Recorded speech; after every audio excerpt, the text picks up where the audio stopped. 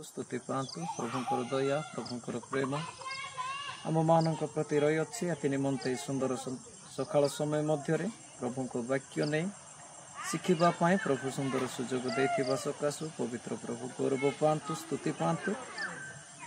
प्रभुंकर दया आम मान प्रति प्रचुर अटे ए दिन मान मध्य आम व्यस्त बहुल अधिक जीवन काटि था किंतु प्रभु आम मान सुजोग प्रदान करती वाक्य शिखापी एवं बाइबल अध्ययन करने प्रार्थना करने आज जो विषय मुझे आपण मान सम्मुख में उपस्थापना करी आम प्रत्येक निजे निजे समीक्षा करूँ कि प्रभु मते कौन पाई सृष्टि कले बा कौन पाई मते निर्माण कले प्रत्येक जीवन रे आम यह ज्ञात हो प्रभु मते ए पृथ्वी मध्य को प्रेरण करी मते आकर्षण करी मते मनोनीत करिवार उद्देश्य कौन अटे यह आम ज्ञात आम गोटाए पद पढ़ा आदि पुस्तक एकर जदि आम 27 एवं 28 पद पढ़ा स्थान मध्य प्रभु मनुष्य को सृष्टि करिथिबा वास्तव उद्देश्य को प्रकाश करते आस आम अध्ययन करबा अनंतर परमेश्वर अपना प्रतिमूर्ति मनुष्य को सृष्टि कले परमेश्वर प्रतिमूर्ति रे से ताहां सृष्टि कले पुरुष और स्त्री करी से मानक सृष्टि कले और परमेश्वर से मानक आशीर्वाद कले पुणी परमेश्वर से मानक कहिले प्रजावंत और बहुवंश पुणी पृथ्वी की परिपूर्ण कर वशीभूत कर आउ जलश्चर मत्स्यगण और खेचर पक्षीगण और भूचर उर्गामी जंतुगण उपर कर्तृत्व वशीभूत एवं कर्तृत्वर जो पद रही अच्छी प्रभु चाहती कि आम पृथ्वी मध्य कर्तृत्वर जीवन काटू एवं वशीभूतर जीवन काटू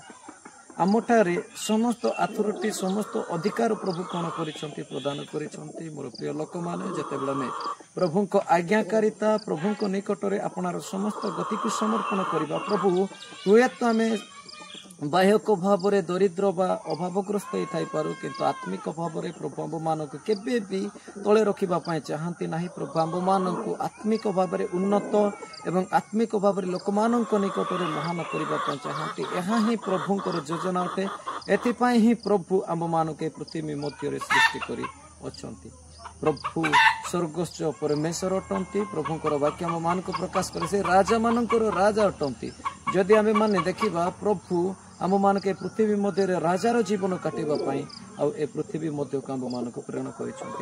भी पढ़ा प्रथम वंशावली आम माने अध्ययन करवा 29:11 एवं 12 जदि पढ़ा एठे दाऊद जानी से जड़े मेषपालक हेले सुधा आउ प्रभु जितेबाला ताहांकु इस्राएल उपर राजा कले आउ ए स्थान मध्य समाज साक्षात दाऊद प्रार्थना करुछन्ते आमे गोटे पद पढ़ा हे सदा प्रभु महत्व ओ पराक्रम ओ शोभा ओ जय ओ प्रताप तुम्भर कारण स्वर्गरे ओ पृथ्वी रे समस्त विषय तुम्भर हे सदा प्रभु राज्य तुम्भर ओ तुम्बे सकलर उपरे मस्तक रूपे उन्नत अट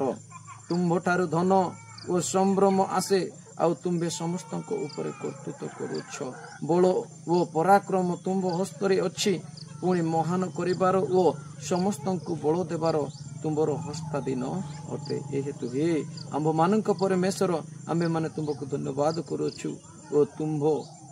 गौरवान्वित नाम रे प्रशंसा करुछु दाऊद जानी कि जड़े चेते भी आउ लोक मान घृणित लोक थिले सुद्धा प्रभु जहाँ को आकर्षण करती प्रभु जहाँ को मनोनीत करती से माने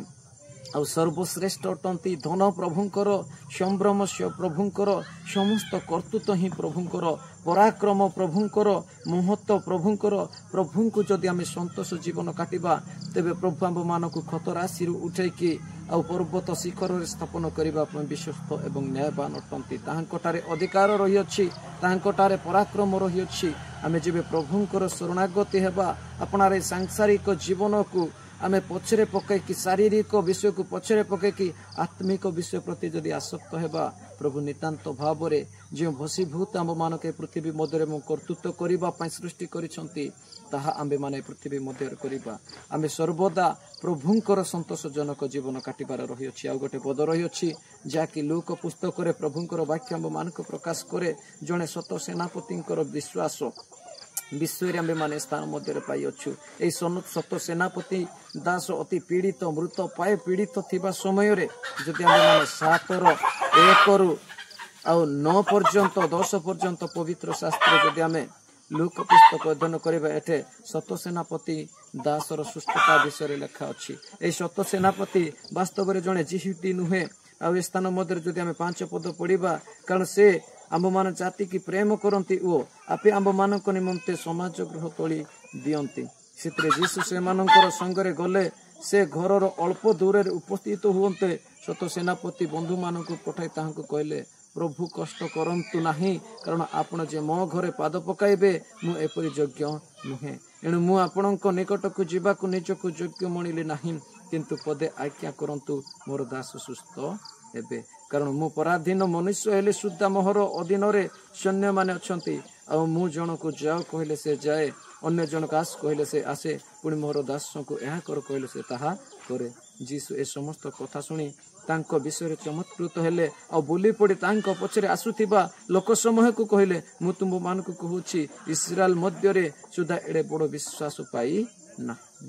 प्रभु आश्चर्य अटंती ए स्थान मध्य सत सेनापति जो अथॉरिटी बा जो अधिकार आ गवर्नमेंट अनुजाई पाइथिले से अधिकार प्रभु जीशु कृष्ण को ठारी अछि बोली कि से हृदय मध्य विश्वास करिकी आ जीशु कृष्ण को प्रभु को कहउछंती आसीबा आवश्यकता नाही गुरु मो गृह को आपण आसंतु नाही आपण पदे केवल आज्ञा करंतु मोहर दास सुस्थ एबे आंब मानकर जीवन मध्य प्रभुंकर से अधिकार उपरे भरोसा करिवार रही अछि।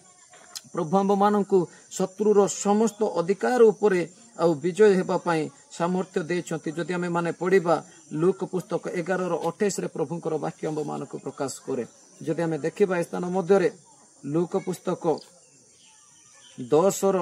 जदि 19 देखिबा स्थान मध्य प्रभुंकर वाक्य आंब मानकु प्रकाश करे। देख मु तुम मानकु साप ओ बिच्छा उपरे चलिबा को क्षमता देई अछि पुणी शत्रुर समस्त शक्ति उपरे मध्य क्षमता देई अछि आ किछि ही कोनसी प्रकार तुम मानकर क्षति करिवो ना ही बोली बाइबल आंब मानकु प्रकाश करे। तथापि आंबे माने जे तुम मानकर भसीभूत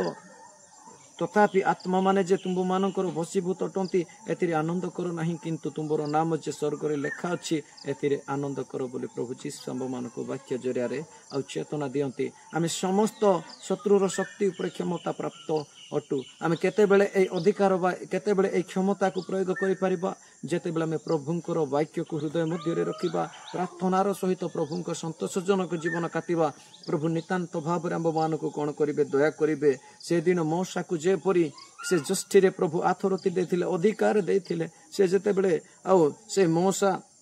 से जष्टि को आ पकोथिले से जष्टि रे आ जे प्रकार महत्व कार्य होइतिला आदि मध्य प्रभु आंब मानकर मुखर ए वाक्य को उच्चारण करिकि शक्तिर कार्य करिबा पई प्रभु आंब मानक अधिकार देछंती। मोर प्रिय लोक माने आमे जेते जण ए प्रभुंकर वाक्य को सुनिबा पई सुजोग पाउछु प्रभु प्रत्येकक आशीर्वाद करंतु एवं अधिकारर सहित बंचिबा पई एक राजत्वर जीवन काटिबा पई भसीभूतर जीवन काटिबा पई कर्तृत्वर जीवन काटिबा पई प्रभु अनुग्रह करंतु। ए किछिटा शिक्षा रे प्रभु मते एवं सुनुथिबा प्रत्येक श्रोता मानकु एवं प्रत्येक प्रभुंकर लोक मानकु आशीर्वाद करंतु।